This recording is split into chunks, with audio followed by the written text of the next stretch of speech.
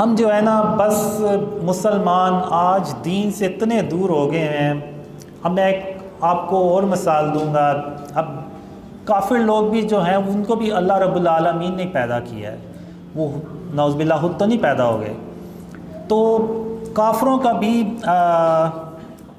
مذاق اڑانا جو ہے نا وہ اللہ کو سخت ناپسند ہے. ابھی ریسنٹلی میں آپ نے دیکھا ہوگا کہ قطر میں جو فٹ بال کا ٹورنامنٹ ہوا تو جب سعودی عرب اور ارجنٹائن کا میچ ہوا تو اس میں سعودی عرب نے ارجنٹائن کو ہرا دیا. تو اس کے بعد آپ نے بھی نوٹ کیا ہوگا مسلمانوں نے اتنا مذاق اڑایا میسی کا، اتنا مذاق اڑایا جو کہ مسلمانوں کی یہ شان ہی نہیں ہے کہ وہ مسلمان تو کیا کافروں کے بھی کسی کافر کا بھی مذاق نہ اڑائے. یہ مسلمانوں کی شان ہی نہیں ہے.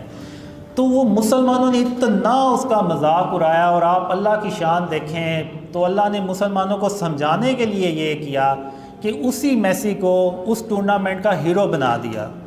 آپ لوگوں نے دیکھا کیسے پوری دنیا میں اس کو اپریشیٹ کیا گیا اس کی جو بھی.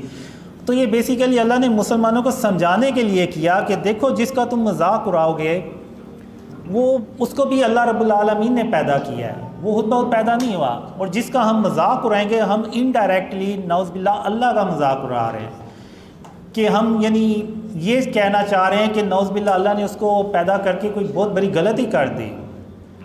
تو ہمیں جو ہے نا وہ جیسے اللہ کے نبی ہیں ان پہ عمل، ان کی سنتوں پہ عمل کرتے ہوئے اپنے آپ کو ہم نے درست کرنا ہے، اپنے اندر سے کینہ اور بغض کو نکالنا ہے.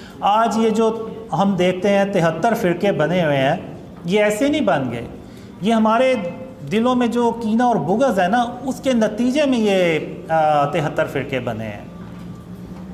اب ہوتا یہ ہے کہ ایک فرقہ جو ہے وہ یعنی ان میں اتنا یعنی برداشت ہی نہیں ہوتی کہ وہ کسی دوسرے فرقے کو سن سکیں. یعنی ایون ہماری طبیعت کے خلاف کوئی بات ہو جائے تو ہم اس کو بھی برداشت نہیں کرتے.